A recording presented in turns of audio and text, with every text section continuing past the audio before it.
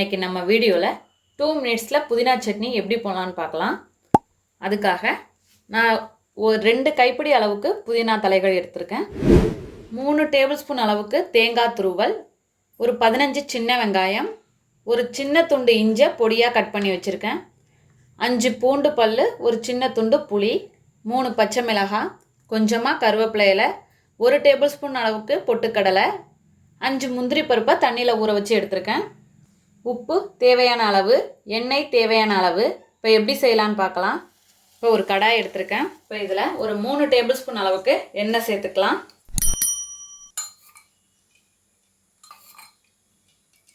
இப்போ எண்ணெய் சூடாயிடுச்சு.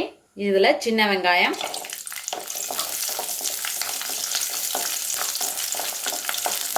அதோட இந்த பூண்டு பல், புளி ரெண்டையுமே சேர்த்துடலாம்.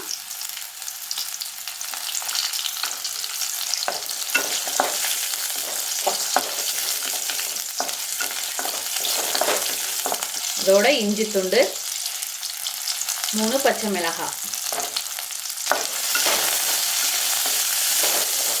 மீடியம் ஃப்ளேம்லேயே வச்சுக்கோங்க, பச்சை மிளகாய் வெடிக்க செய்யும். இதோட கருவேப்பிலை சேர்த்துடலாம். நான் ஒரு கொத்து அளவுக்கு சேர்த்துருக்கேன். இப்போ இந்த வெங்காயம் பச்சை மிளகாய் நல்லா வதங்கட்டும். வெங்காயம் ஓரளவு வதங்கி வந்துடுச்சு. இந்த ஸ்டேஜில் நம்ம புதினா தழையை சேர்த்துடலாம். இந்த புதினா இலைகள் வந்து நல்லா வதங்கி சீக்கிரம் சுருண்டு வந்துடும். என் கையால் 2 கைப்பிடி அளவுக்கு சேர்த்துருக்கேன். இதோட சட்னிக்கு தேவையான அளவு உப்பு,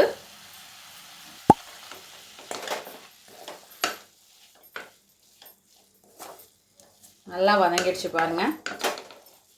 நம்ம எந்த அளவுக்கு போட்டோமோ அதில் கால்வாசி அளவு தான் வதங்கி இருக்கும். ஈஸியாக சட்டுன்னு செய்யலாம். புதினா இலைகள் வந்து அவ்வளோ மருத்துவ குணம் வாய்ந்தது. இதை வீக்லி ஒன்ஸ் எடுத்துக்கிட்டாலே அல்சர் பிரச்சனை குறையும்.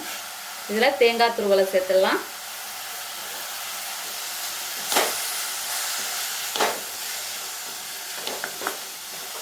இதில் பொட்டுக்கடலை,